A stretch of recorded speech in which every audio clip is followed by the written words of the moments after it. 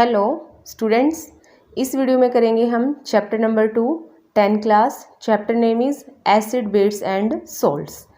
इस वीडियो में हम इस पूरे चैप्टर का ब्रीफ एक्सप्लेनेशन करेंगे जो एग्ज़ाम पॉइंट ऑफ व्यू से काफ़ी इम्पोर्टेंट होगा। और जो जो इम्पोर्टेंट चीज़ें हैं मैंने उनको हाईलाइट कर रखा है यहाँ पे येलो कलर से, तो आप देखते चलेंगे इनको। तो सबसे पहले क्या है, आपको फर्स्ट पैराग्राफ में बताया गया आपको, अगर मान लिया आपकी फैमिली में किसी को एसिडिटी से रिलेटेड कोई प्रॉब्लम होती है तो आप उस प्रॉब्लम को कैसे ठीक करेंगे, क्या करेंगे। आप लेमन जूस यूज़ करेंगे, विनेगर यूज़ करेंगे या बेकिंग सोडा सॉल्यूशन यूज़ करेंगे। तो आप यहाँ पे क्या यूज़ करेंगे, बेकिंग सोडा सॉल्यूशन। क्यों यूज़ करेंगे, क्योंकि इसका नेचर कैसा होता है, बेसिक होता है। एसिड के इफेक्ट को न्यूलिफाई करने के लिए, न्यूट्रलाइजेशन करने के लिए हमें किस चीज़ की ज़रूरत पड़ती है, बेस की ज़रूरत पड़ती है। और बेस कौन है यहाँ पे जो एसिड के इफेक्ट को ख़त्म कर देगा, baking soda solution.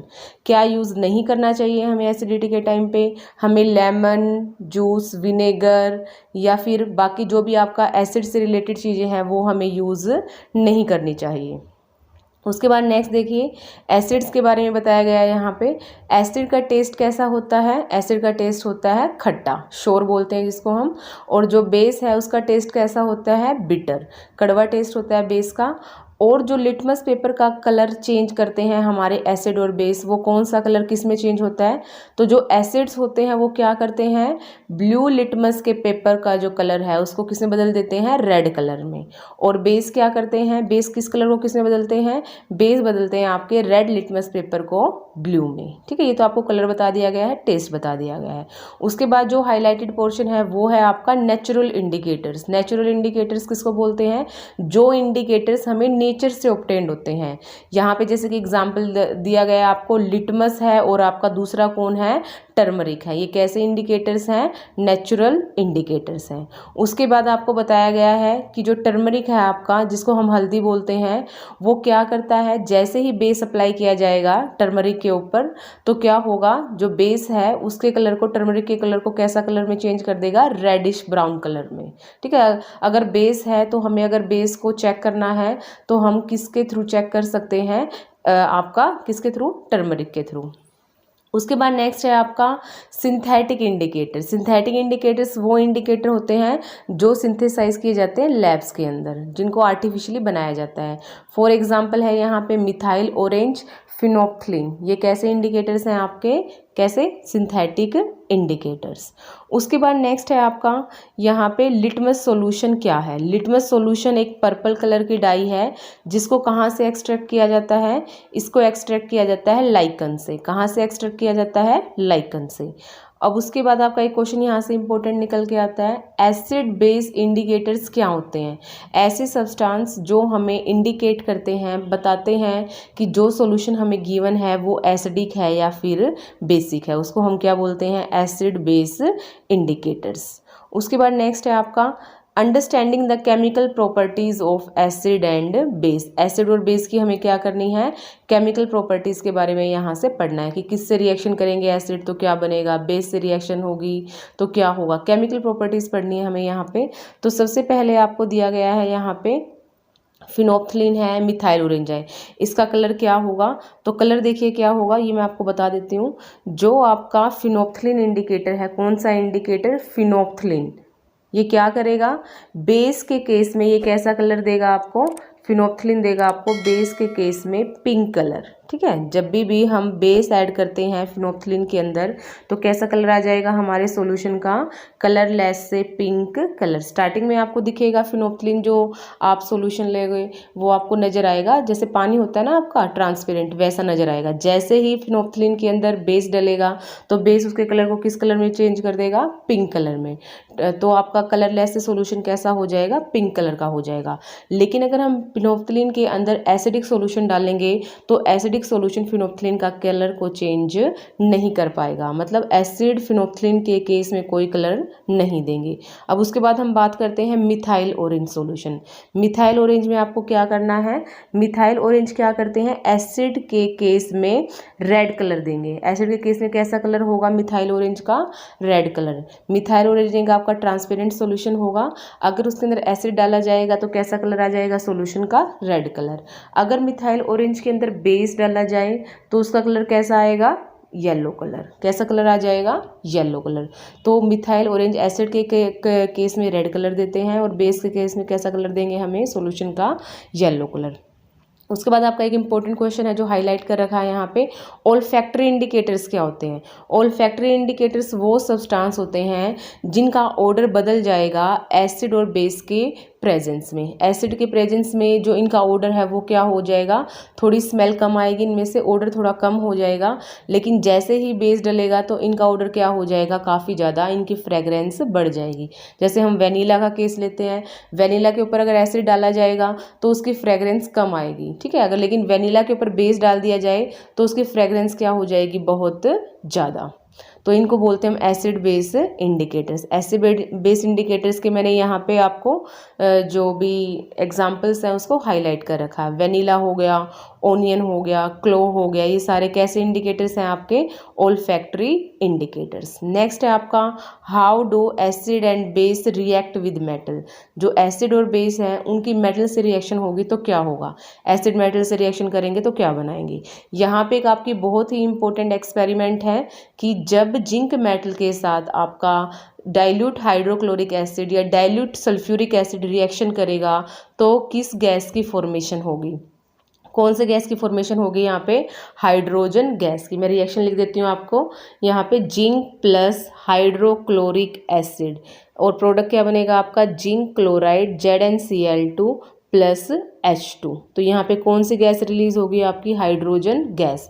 Hydrogen gas की जो फॉर्मेशन है, जो यहाँ पे बनी है हाइड्रोजन गैस, उसका पता हम कैसे चलाएंगे? वो पता चलता है हमें बर्निंग कैंडल के थ्रू।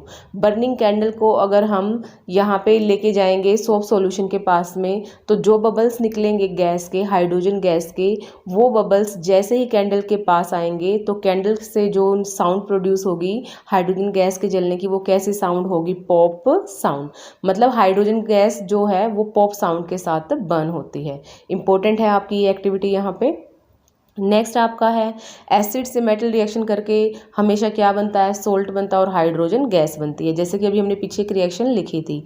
सेम आपका अगर बेस से मेटल रिएक्शन करती हैं तो यहाँ पे भी क्या बनेगा? सोल्ट बनेगा और हाइड्रोजन गैस बनेगी। लेकिन सारी की सारी जो बेसिस हैं वो मेटल से रिएक्शन नहीं करती हैं। जो बेस मेटल से रिएक्शन करता है वो आपको यहाँ पे एग्जाम्पल हाईलाइट किया हुआ है। Sodium hydroxide react with zinc to form sodium zincate. क्या है आपके पास यहाँ पे प्रोडक्ट में? सोल्ट का नाम क्या है? Sodium zincate. और कौन सी गैस रिलीज हुई है? आपकी हाइड्रोजन गैस। नेक्स्ट है आपका, जब आपके एसिड मेटल कार्बोनेट से और मेटल बाइकार्बोनेट, जिसको हम मेटल हाइड्रोजन कार्बोनेट भी बोलते हैं, उनसे रिएक्शन करते हैं तो क्या बनता है? देखिए, जब आपकी मेटल कार्बोनेट किससे रिएक्शन करेगा? एसिड के साथ रिएक्शन करेगा। दूसरा आपका मेटल हाइड्रोजन कार्बोनेट की जब एसिड से रिएक्शन होगी तो आपके पास तीन चीज़ें बनेंगी, एक सोल्ट बनेगा, एक वाटर बनेगा और एक आपकी बनेगी कार्बन डाइऑक्साइड गैस। चाहे आपकी मेटल कार्बोनेट हो या मेटल हाइड्रोजन कार्बोनेट हो, प्रोडक्ट आपका सेम ही रहेगा, सोल्ट, वाटर एंड CO2। उसके बाद है आपका यहाँ पे नेक्स्ट आपको दिखाई गई है कि जब बेस के साथ आपकी CO2 की रिएक्शन होगी तो क्या होगा?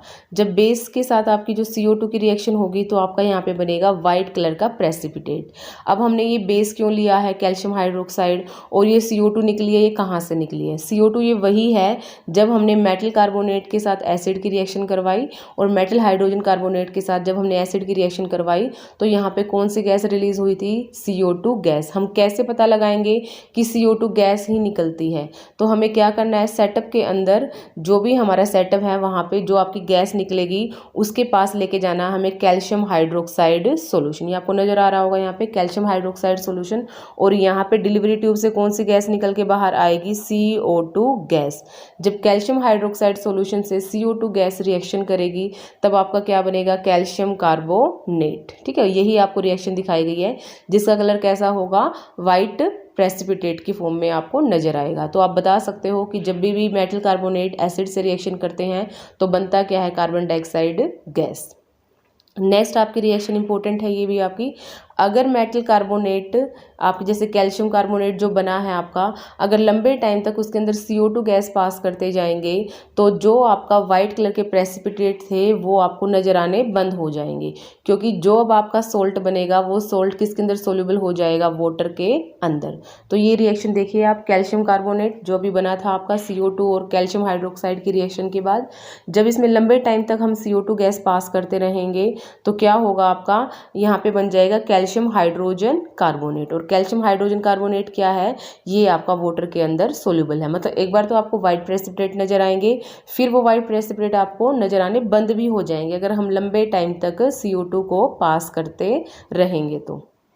नेक्स्ट आपका acid and base react with each other. तो क्या होगा, जब एसिड बेस के साथ रिएक्शन करते हैं तो बनता क्या है आपका, सोल्ट एंड वाटर। क्या बनेगा, सोल्ट एंड वाटर। एक रिएक्शन दिखाई गई है आपको, और इन्हीं रिएक्शन को हम क्या बोलते हैं, न्यूट्रलाइजेशन रिएक्शन, क्योंकि एसिड और बेस ने मिलके जो इफेक्ट था उसको क्या कर दिया, न्यूट्रल कर दिया है, और आपके पास बन क्या गया आप यहाँ पे, सोल्ट एंड वाटर। नेक्स्ट आपका है reaction of metallic oxides with acid. जब मेटल ऑक्साइड एसिड से रिएक्शन करेंगे तो क्या बनेगा, सोल्ट एंड वाटर। अब आपको यहाँ पे ध्यान रखना है कि जो मेटल ऑक्साइड्स हैं उनका नेचर कैसा होगा। मेटल ऑक्साइड्स को हम क्या बोलते हैं, बेसिक ऑक्साइड्स। मेटल ऑक्साइड का नेचर कैसा होगा, बेसिक नेचर होगा, और नॉन मेटेलिक ऑक्साइड का नेचर कैसा होगा, एसिडिक नेचर होगा। तो यहाँ पे बताया गया है मेटेलिक और नॉन मेटेलिक ऑक्साइड का नेचर। नेक्स्ट है आपका, what do all acid and all base have in common. जितने भी एसिड और बेस हैं उन सभी के अंदर कॉमन चीज़ क्या है, एसिड और बेस के अंदर क्या है कॉमन, सभी एसिड को, या कोई भी एसिड है या कोई भी बेस है, जब एसिड को वाटर के अंदर डाला जाएगा तो वाटर के अंदर डालते ही एसिड डिसोशिएट हो जाएगा आयंस के अंदर। किसके अंदर डिसोशिएट होगा, आयंस के अंदर। और कौन से आयंस हैं जो हर एसिड में कॉमन होंगे, हाइड्रोजन आयंस। और बेस में कौन से आयन कॉमन होंगे, हाइड्रोक्साइड आयन। बेस के अंदर हाइड्रोक्साइड आयन कॉमन होंगे, और एसिड के अंदर कौन से आयन होंगे आपके कॉमन, हाइड्रोजन आयन। जैसे कि एग्जांपल ले लिया हमने हाइड्रोक्लोरिक एसिड, अगर वाटर के अंदर इसको डाला जाएगा तो क्या होगा, acid dissociate into ions. Ions कौन से बनेंगे, हाइड्रोजन आयन और क्लोराइड आयन। तो जो ये हाइड्रोजन आयन है ये सभी एसिड के अंदर क्या होंगे, कॉमन होंगे। तो आपको यही पूछा गया था आपसे कि सभी एसिड के अंदर और बेस के अंदर क्या चीज़ कॉमन होती है। तो आयंस कॉमन होते हैं, पॉजिटिव आयन एसिड के अंदर, हाइड्रोजन आयन होते हैं, और बेस के अंदर क्या होंगे आपके, हाइड्रोक्साइड आयन। एक साइड में आपकी एक्टिविटी है कि जो ये आपका सेटअप यहाँ पे लगाया हुआ है, यहाँ पे जितने भी एसिड हैं वो तो क्या करेंगे आपके, ये मतलब चार्ज को कंडक्ट करेंगे, इलेक्ट्रिसिटी को कंडक्ट करेंगे, बल्ब ग्लो करेगा हमारा। लेकिन यहाँ पे अगर हम सॉल्यूशन में यहाँ पे ग्लूकोज को ले लेंगे या फिर हम अल्कोहल ले लेंगे, अल्कोहल्स ले लेंगे, तो उनके अंदर से इलेक्ट्रिसिटी कंडक्ट नहीं होगी, क्योंकि उनके अंदर आयंस तो हैं लेकिन उनके अंदर आयनाइजेबल हाइड्रोजन आयंस नहीं है। हाइड्रोजन आयन तो अवेलेबल हैं ग्लूकोज के अंदर, जैसे कि C6H12O6 हाइड्रोजन तो है इसके अंदर, लेकिन ये हाइड्रोजन वाटर के कंटेक्ट में आने के बाद डिसोशिएट नहीं होगा, हाइड्रोजन आयन अलग नहीं होंगे। तो वही सॉल्यूशंस आपके इलेक्ट्रिसिटी कंडक्ट करेंगे जिनके अंदर आयनाइजेबल हाइड्रोजन आयंस होंगे। तो आपका उसी के अंदर क्या होगा, आपका बल्ब ग्लो करेगा। तो जो भी मैंने आपको बताया है वहीं साइड में मैंने आपको हाईलाइट भी किया हुआ है। Acid contain hydrogen ions. Acid के अंदर कौन से आयन होते हैं, hydrogen ion as cation. Anion कोई भी हो सकते हैं, क्लोराइड हो सकते हैं, सल्फेट हो सकते हैं, एसीटेट हो सकते हैं, वो डिपेंड करेगा आपके एसिड के ऊपर। और बेस के अंदर क्या चीज़ कॉमन होती है, हाइड्रोक्साइड आयंस। नेक्स्ट देखिए, what happens to an acid और base in a water solution. अगर वाटर सॉल्यूशन के अंदर हम एसिड और बेस को डालते हैं तो क्या होगा, एसिड रिलीज H आयंस और बेस रिलीज हाइड्रोक्साइड आयंस। यहाँ पे एक इंपॉर्टेंट एक्टिविटी दिखाई गई है आपको, जो इस सेटअप से आपकी गैस रिलीज होगी वो होगी आपकी hydrochloric gas. Hydrochloric gas release होगी, लेकिन ये गैस आपको कैसी रखनी है, मॉइस्चर फ्री रखनी है। इस गैस के आसपास में आपको मॉइस्चर नहीं आने देना है। तो जब ये गैस आपके लिटमस पेपर के कांटेक्ट में आएगी तो ये लिटमस पेपर का कलर चेंज नहीं करेगी। क्यों नहीं करेंगी, क्योंकि जब तक एसिड को वाटर नहीं मिलेगा, वाटर अवेलेबल नहीं होगा, एसिड डिसोशिएट नहीं होंगे आयंस के अंदर। ठीक है, तो आपको यहाँ पे बताना है ड्राई HCl जो गैस है आपकी वो लिटमस पेपर के कलर को चेंज नहीं करेगी। क्यों नहीं करेगी, क्योंकि ड्राई HCl गैस को वाटर अवेलेबल नहीं, और जब तक वाटर अवेलेबल नहीं होगा आपके एसिड आयंस होंगे। उसके बाद आपको नेक्स्ट देखिए क्या बताया गया है, जो बेस वाटर के अंदर सोल्यूबल होते हैं उन बेसिस को हम क्या बोलते हैं, अल्कली बोलते हैं। वाटर सोल्यूबल बेसिस को क्या बोलते हैं, अल्कली बोलते हैं, क्योंकि सारे के सारे बेस वाटर में सोल्यूबल नहीं हैं और जो बेस वाटर में सोल्यूबल है उनको हम क्या बोलते हैं, अल्कली बोलते हैं। ये नेक्स्ट आपको न्यूट्रलाइजेशन रिएक्शन दिखाई गई है। उसके बाद नेक्स्ट आपको बताया गया है कि जब भी हम एसिड और बेस में पानी मिक्स करते हैं तो हमें नीचे क्या लेना चाहिए, एसिड लेना चाहिए, बेस लेना चाहिए, नीचे पानी लेना चाहिए। तो आपको हमेशा ध्यान रखना है जब भी हमें एसिड को बेस को डाइल्यूट करना है तो नीचे हम लेंगे टेस्ट ट्यूब के अंदर वाटर और उसके अंदर हम क्या करेंगे, धीरे धीरे हम क्या ऐड करेंगे, एसिड ऐड करेंगे। तो हमें क्या करना है, हमें लेना है नीचे वाटर लेना है और उसके अंदर क्या ऐड करना है, हमें धीरे धीरे स्लोली कॉन्स्टेंट स्टरिंग के साथ हमें क्या ऐड करना है, यहाँ पे एसिड को या फिर बेस को ऐड करना है। अब देखिए उसके बाद क्या है, ये मैंने हाईलाइट कर रखा है। उसके बाद आपका क्या है नेक्स्ट, मिक्सिंग एन एसिड और base with water result in decrease in the concentration of ions per unit volume. जब भी एसिड और बेस के अंदर वाटर को मिक्स किया जाएगा तो जो उसकी आयंस की कंसंट्रेशन है वो क्या हो जाएगी, डिक्रीज हो जाएगी। तो इस प्रोसेस को हम क्या बोलते हैं, डाइल्यूशन बोलते हैं। क्या बोलते हैं इस प्रोसेस को हम, डाइल्यूशन। और जैसे मैंने अभी आपको बताया है, नीचे हमेशा हमें पानी रखना है, उसके अंदर हमें क्या डालना है, एसिड और बेस डालना है। तो पानी के अंदर हम एसिड और बेस क्यों डालते हैं, क्योंकि जब ये रिएक्शन होती है तो बहुत ही ज़्यादा एक्सोथर्मिक रिएक्शन होती है और उस एक्सोथर्मिक रिएक्शन में बहुत ज़्यादा हीट निकलेगी और इतनी ज़्यादा हीट निकलती है कि जो पूरा मिक्सचर है वो बाहर ही निकल जाएगा आपके। तो इससे क्या होगा, अपने आप को बचाने के लिए कभी भी हमें एसिड में पानी नहीं डालना चाहिए। पानी के अंदर हमें क्या डालना चाहिए, एसिड या फिर बेस, अगर हमें एसिड और बेस को क्या करना है, डाइल्यूट करना है। तो उसके बाद है आपका हाउ स्ट्रोंग्स आर एसिड और बेस सॉल्यूशन। एसिड और बेस सॉल्यूशन कितने स्ट्रोंग है तो उनका पता लगाने के लिए हम एक अलग इंडिकेटर है जिसको हम बोलते हैं universal indicator. Universal indicator actual में होता क्या है, कई सारे इंडिकेटर का मिक्सचर होता है ये, और इसके अंदर क्या होगी जो हाइड्रोजन आयन होगी उसकी कंसंट्रेशन के अकॉर्डिंग ये अलग अलग हमें क्या देगा, कलर्स देगा। इसके कलर जैसे कहीं पे कलर हमें ग्रीन नज़र आएगा, कहीं रेड कलर आएगा नज़र हमें, कहीं ब्लू कलर नज़र आएगा। तो ये सारा किसकी वजह से होगा, आपका हाइड्रोजन आयन की कंसंट्रेशन के अंदर चेंज होने की वजह से। अब आपको ध्यान रखना है कि जो रेंज होती है हमारे पीएच पेपर की वो क्या होती है, 0 से 14। ठीक है, क्या है रेंज पीएच स्केल के अंदर हमारी 0 से 14। जो 0 वाले होंगे, जिनकी पीएच वैल्यू 0 होगी वो बहुत ही ज़्यादा स्ट्रॉन्ग एसिडिक नेचर के होंगे, और जिनकी पीएच वैल्यू 14 होगी वो बहुत ही ज़्यादा बेसिक नेचर के होंगे, स्ट्रॉन्ग बेसिक, जिसको हम बोलते हैं वेरी एल्केलाइन नेचर। और जिनकी पीएच वैल्यू 7 होगी वो कैसा नेचर रखेंगे, न्यूट्रल नेचर रखेंगे। उसके बाद आपको यहाँ पे पीएच स्केल के बारे में बताया गया है कि जो हमारे हाइड्रोजन एसिड होते हैं उनके अंदर हाइड्रोजन आयन की कंसंट्रेशन ज़्यादा होगी और बेस के अंदर हाइड्रोजन आयन की कंसंट्रेशन कम होगी, और हाइड्रोक्साइड आयन की कंसंट्रेशन बेस के अंदर क्या होगी, ज़्यादा होगी। अब उसके बाद आपको नेक्स्ट यहाँ पे दिखाया गया है कलर्स के बारे में कि जो एसिड हैं, स्ट्रॉन्ग एसिड है, उनमें कलर कैसा होगा और बेस में कलर कैसा होगा। जितना ज़्यादा स्ट्रॉन्ग एसिडिक होगा कलर रेडिश होगा, आपका न्यूट्रल होता जाएगा तो कलर आपका ग्रीन के आसपास आ जाएगा, और जैसे ही बेसिक नेचर बढ़ता जाएगा तो कलर कैसा होना शुरू हो जाएगा, ब्लू कलर।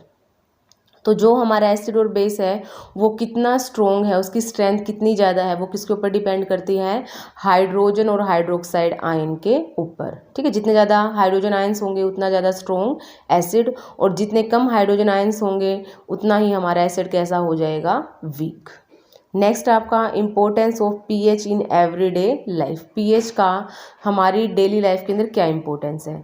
सबसे पहले बताया गया है प्लांट्स और एनिमल्स के लिए। जो हमारी बॉडी है वो एक स्पेसिफिक पीएच पे काम करती है, अप्रोक्स आपकी 7 से लेकर 7.8 की रेंज में काम करती है, और इससे अगर रेंज आपकी बहुत ही ज़्यादा वेरी करेगी, बहुत ज़्यादा कम हो जाएगी या बहुत ज़्यादा हो जाएगी तो हमारा क्या होगा, यहाँ पे हमारी बॉडी की जो फंक्शनिंग है वो प्रॉपर नहीं होगी। उसके बाद हाईलाइट किया हुआ है यहाँ पे, अगर पीएच बारिश के पानी का 5.6 से कम हो जाएगा तो उस बारिश को हम कैसे बोलते हैं, एसिड रेन बोलेंगे। अगर एसिड रेन का जो पानी है वो रिवर्स में जाएगा तो रिवर वाटर की पीएच को कम कर देगा, जिसकी वजह से जो सर्वाइवल्स है एक्वेटिक लाइफ का वो क्या हो जाएगा, डिफ़िकल्ट हो जाएगा। नेक्स्ट आपका सोइल की पीएच आप पता लगा सकते हो। कैसे पता लगाएंगे आप सोइल की पीएच, आप मिट्टी लेंगे, मिट्टी को पानी के अंदर डाल देंगे, पानी और मिट्टी का जो सॉल्यूशन होगा वो कैसा होगा आपका, वो आपका जो पीएच होगी पानी की सोइल की पीएच होगी वो किसके अंदर आ जाएगी, पानी के अंदर आ जाएगी। फिर उसको आप पीएच पेपर से चेक कर सकते हैं, तो मिट्टी की हम पीएच का पता लगा सकते हैं। उसके बाद नेक्स्ट है pH in our digestive system. जो हमारा स्टमक है वो हाइड्रोक्लोरिक एसिड प्रोड्यूस करता है और वो हाइड्रोक्लोरिक एसिड क्या करता है, खाने को डाइजेस्ट करने में हेल्प करता है। लेकिन कई बार क्या होता है, कई बार हम पेट दर्द की शिकायत करते हैं कि हमें पेट में दर्द है, तो वो किस वजह से होता है, जब हमारे स्टमक में बहुत ज़्यादा एक्सेस में एसिड बन गया है तो उसकी वजह से पेट में दर्द होना शुरू हो जाता है। तो इस एक्सेस एसिड के इफेक्ट को न्यूलिफाई करने के लिए हमें क्या लेना चाहिए, एंट एसिड्स। एंट एसिड एक्चुअल में क्या होते हैं, बेस होते हैं, ऐसे बेस जो एसिड के इफेक्ट को ख़त्म कर दें। तो यहाँ पे एक एंट एसिड का नाम दिखाया गया आपको, मैग्नीशियम हाइड्रोक्साइड। ये माइल्ड बेस है क्योंकि हम जो स्ट्रॉन्ग बेस है उनको तो खा नहीं सकते, कोरोसिव नेचर के होंगे, जला देंगे वो तो हमें। तो एंट एसिड में कौन से आपके बेसिस यूज़ किए जाते हैं, जो बेस क्या हों, आपके बेसिक हों लेकिन साथ में माइल्ड बेसिक नेचर रखते हों।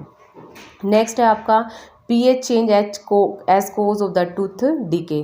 अगर हमारे माउथ का पीएच बहुत ज़्यादा चेंज होगा तो हमारे माउथ के अंदर जो टीथ हैं वो ख़राब होने शुरू हो जाएंगे। तो कितना पीएच नहीं होना चाहिए हमारे माउथ का, कितने से नीचे वैल्यू नहीं होनी चाहिए, 5.5 से नीचे अगर वैल्यू होगी तो हमारे माउथ के अंदर क्या हो जाएगा, दांत खराब होने शुरू हो जाएंगे। नेक्स्ट है आपका self defence by animals and plants through chemical warfare. कुछ एक एनिमल और प्लांट ऐसे होते हैं कि जब हम उनके पास से गुजरते हैं तो वो क्या करते हैं, हमारी बॉडी के अंदर एसिड इंजेक्ट कर देते हैं। उस एसिड का नाम क्या होता है, मेथेनोइक एसिड, फॉर्मिक एसिड भी बोलते हैं उसको, और उसको हम क्या बोलते हैं, मेथेनोइक एसिड, जिसकी वजह से हमें क्या होगा, बर्निंग सेंसेशन फील होगी। और उसको रिलीव करने के लिए हमें क्या यूज़ करना पड़ेगा, बेस यूज़ करना पड़ेगा। तो यहाँ पे एक नीटल प्लांट की बात की गई है, एक वाइल्ड प्लांट है जो कि एसिडिक नेचर रखता है, और जैसे ही हमारी बॉडी इसके टच में आएगी तो हमारी बॉडी के अंदर ये मेथेनोइक एसिड इंजेक्ट कर देगा।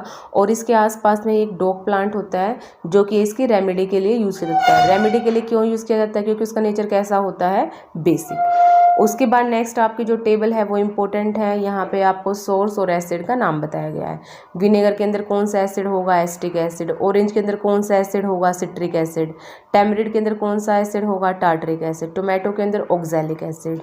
कर्ड के अंदर लैक्टिक एसिड। लेमन के अंदर सिट्रिक एसिड। आंट स्टिंग के अंदर और नीटल स्टिंग के अंदर मेथेनोइक एसिड। अब उसके बाद है आपकी साल्ट फैमिली के बारे में। जितने भी आपका NaCl है जिसको हम कॉमन सोल्ट बोलते हैं, उसका यूज़ करके आगे बहुत सारे केमिकल्स प्रिपेयर किए जाते हैं। तो जितने भी केमिकल्स हैं, लाइक ब्लीचिंग पाउडर हो गया आपका, या फिर वॉशिंग सोडा हो गया आपका, बेकिंग सोडा हो गया आपका, ये सारे किसका यूज़ करके प्रिपेयर किए जाते हैं, आपके कॉमन सोल्ट का यूज़ करके, जिसको हम बोलते हैं NaCl। तो सबसे पहले देखिए यहाँ पे, हाँ उससे पहले आपको बताया गया है कि आपके जो सोल्ट हैं वो एसिडिक होंगे या बेसिक होंगे, वो डिपेंड करेगा आपने किस नेचर का एसिड और बेस आपने यूज़ किया है। अगर आपने स्ट्रॉन्ग एसिड यूज़ किया है तो आपके सोल्ट का नेचर कैसा हो जाएगा, एसिडिक। अगर आपने स्ट्रॉन्ग बेस मिक्स किया है तो आपके सोल्ट का नेचर कैसा हो जाएगा, बेसिक। अगर आपने दोनों ही स्ट्रॉन्ग यूज़ किए हैं, एसिड और बेस, तो आपके सोल्ट का नेचर कैसा हो जाएगा, न्यूट्रल। तो फर्स्ट देखिए यहाँ पे कॉमन सोल्ट एक रॉ मटेरियल है बहुत सारे केमिकल्स के लिए। तो सबसे पहले कौन सा केमिकल प्रिपेयर किया जाता है, सोडियम हाइड्रोक्साइड। इस इक्वेशन को हम क्या बोलते हैं, क्लोरअल्कली प्रोसेस भी बोलते हैं, जिसमें क्लोरीन बनता है गैस आपकी, और साथ में अल्कली बनेगा सोडियम हाइड्रोक्साइड। यूज़ किसका किया गया है यहाँ पे, NaCl का। जब NaCl और पानी को मिक्स कर दिया जाता है तो जो सॉल्यूशन तैयार होता है उसको हम बोलते हैं ब्राइन वाटर। मतलब एक तरह से क्या है, नमकीन पानी। और इसमें क्या किया जाएगा, इलेक्ट्रिसिटी पास की जाएगी, जिससे आपका बनेगा क्या, सोडियम हाइड्रोक्साइड जो कि अल्कली है, क्लोरीन गैस और हाइड्रोजन गैस। इसके आपको यूजेस अच्छी तरह से लर्न कर लेने हैं कि क्या यूजेस हैं। नेक्स्ट है आपका ब्लीचिंग पाउडर। ब्लीचिंग पाउडर में देखिए आपका सबसे पहले ब्लीचिंग पाउडर कहाँ से रेडी किया जाएगा आपका, कैल्शियम हाइड्रोक्साइड के अंदर क्या पास कर दी जाएगी, क्लोरीन गैस, और बनेगा क्या आपका ब्लीचिंग पाउडर। फॉर्मूला क्या ब्लीचिंग पाउडर का, CaOCl2, ठीक है, CaOCl2 कैल्शियम ऑक्सी क्लोराइड। अब आ जाएंगे इसके यूजेस ऑफ ब्लीचिंग पाउडर। तो फर्स्ट यूज़ देखिए क्या है, ब्लीचिंग पाउडर यूज़ किया जाता है टेक्सटाइल इंडस्ट्री के अंदर, पेपर फैक्ट्रीज़ के अंदर, क्या करने के लिए, कपड़ों को, पेपर्स को ब्लीच करने के लिए, ताकि उनके ऊपर कोई और दूसरा कलर किया जा सके।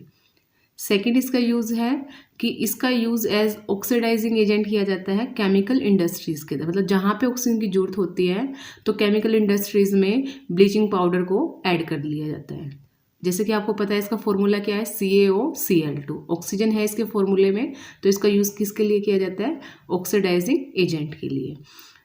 उसके बाद जैसे कि नेक्स्ट है आपका यहाँ पे, to make drinking water free from germs से फ्री करने के लिए ड्रिंकिंग वाटर को, डिसइंफेक्टेंट करने के लिए ड्रिंकिंग वाटर में क्या ऐड कर दिया जाता है, ब्लीचिंग पाउडर। जिससे देखिए फॉर्मूला क्या ब्लीचिंग पाउडर का, CaOCl2, क्लोरीन है इसके अंदर, और क्लोरीन किसका काम करती है, जर्म्स को किल करने का काम करती है। नेक्स्ट है आपका बेकिंग सोडा जो कि हम किचन में यूज़ करते हैं, जानते ही होंगे आप इसको, पकोड़े वगैरह बनाने के लिए, पकोड़ों को क्रिस्पी और टेस्टी बनाने के लिए। और इसको ऐड क्यों किया जाता है, ताकि हमारी जो कुकिंग हो वो क्या हो, फास्टर हो। इसका केमिकल नेम क्या है, सोडियम हाइड्रोजन कार्बोनेट, और कॉमन नेम क्या है इसका, बेकिंग सोडा। इसको बनाने के लिए जो रॉ मटेरियल है वो क्या है आपका, सोडियम क्लोराइड। तो देखिए इसकी रिएक्शन क्या है, कैसे इसको प्रिपेयर किया जाता है, सोडियम क्लोराइड और वाटर। ये तो हमने फर्स्ट रिएक्शन में भी किया था सोडियम हाइड्रोक्साइड की प्रिपरेशन में। इसके अलावा यहाँ पे यूज होता है कार्बन डाइऑक्साइड गैस और अमोनिया। बनेगा क्या यहाँ पे, अमोनियम क्लोराइड और सोडियम हाइड्रोजन कार्बोनेट। ये सोडियम हाइड्रोजन कार्बोनेट है क्या, बेकिंग सोडा। जो बेकिंग सोडे की पीएच के बारे में बात की गई है आगे, इसकी पीएच आपके बेसिस के पीएच के बराबर होती है, मतलब जो माइल्ड बेसिस है उनके इक्वल होगी। तो इसका यूज़ किया जाता है न्यूट्रलाइज करने के लिए एसिड के इफेक्ट को। मतलब अगर मान लिया आपको एसिडिटी हुई है तो घर पे आपको अगर और कुछ नहीं है तो आप वहाँ पे क्या यूज़ कर सकते हैं, बेकिंग सोडा आप यूज़ कर सकते हैं, क्योंकि इसका ये सोल्ट है ये कैसा नेचर रखता है, बेसिक नेचर, और बेस एसिड के इफेक्ट को क्या कर देते हैं, न्यूट्रलाइज कर देते हैं। उसके बाद नेक्स्ट यहाँ पे बताया गया आपको क्या रिएक्शन होगी अगर बेकिंग सोडे को हीट किया जाएगा। तो देखिए यहाँ पे रिएक्शन, अगर बेकिंग सोडे को हीट किया जाएगा तो सोडियम कार्बोनेट बनेगा, वाटर बनेगा, और साथ में कौन सी गैस रिलीज होगी, कार्बन डाइऑक्साइड। और ये कार्बन डाइऑक्साइड गैस क्या करेगी, फास्ट कुकिंग में हेल्प करेगी। नेक्स्ट आपके यूजेस ऑफ बेकिंग सोडे के क्या यूज़ हैं। सबसे पहला यूज़ है इसका बेकिंग पाउडर बनाने के लिए। बेकिंग पाउडर बनाने के लिए क्या किया जाता है, बेकिंग सोडे के अंदर एडिबल एसिड डाल दिया जाता है, mild edible acid, strong acid नहीं, मतलब माइल्ड एसिड डाल दिया जाएगा। जैसे कि एग्जाम्पल है यहाँ पे कौन सा एसिड, टार्टरिक एसिड। यहाँ पे जैसे रिएक्शन देखिए आप, ये है आपका बेकिंग सोडा और ये है आपका एसिड। एसिड के अंदर एचाइंस होंगे, यहाँ पे कोई भी एसिड आप यूज़ कर सकते हो, एडिबल एसिड, और बनेगा क्या यहाँ पे, कार्बन डाइऑक्साइड, वाटर और sodium salt of acid. Next है आपका इसमें जो गैस निकलती है आपकी कार्बन डाइऑक्साइड गैस इस रिएक्शन के दौरान, वो क्या करती है आपकी केक इंडस्ट्रीज़ के अंदर ब्रेड बनाने के लिए, केक बनाने के लिए, आपके जो फूड आइटम्स है उसको सॉफ्ट और स्पॉन्जी बनाने के लिए यूज़ किया जाता है CO2 गैस का। नेक्स्ट उसका यूज़ है आपका एज एंटासिड। आपको पता ही है एल्केलाइन नेचर रखता है ये, स्टमक के अंदर एसिड के इफेक्ट को न्यूट्रलाइज कर देगा और जो दर्द है वो उससे आपको आराम मिलेगा। उसके अलावा इसका यूज़ किया जाता है soda of acid fire extinguisher के अंदर, मतलब आग बुझाने के लिए, क्योंकि इसके अंदर क्या होता है, जो सोडा इसमें आप वर्ड नजर आ रहा है आपको, यहाँ पे सोडा कौन सा होगा, बेकिंग सोडा, एसिड कौन सा होगा आपका, सल्फ्यूरिक एसिड। और जब ये आपस में रिएक्शन करेंगे सोडा और एसिड, तब आपकी CO2 गैस रिलीज होगी और वो CO2 गैस क्या करेगी, आग को बुझाने के काम आएगी। नेक्स्ट सोल्ट है आपका वाशिंग सोडा। वाशिंग सोडे को बनाने के लिए आपको किस चीज़ की जरूरत पड़ती है, यहाँ पे आपको सोडियम कार्बोनेट की जरूरत पड़ेगी, जो कि सोडियम हाइड्रोजन कार्बोनेट को हीट करने के बाद आपके पास आया था, और इसके साथ 10 वाटर मोलिक्यूल्स ऐड हो जाएंगे इसके साथ, और बनेगा क्या आपका सोडियम कार्बोनेट डेकाहाइड्रेट। इसको हम क्या बोलते हैं, वॉशिंग सोडा बोलते हैं इसको। और ये नेचर कैसा रखता है, बेसिक नेचर रखता है, इसको हम बेसिक सोल्ट भी बोलते हैं।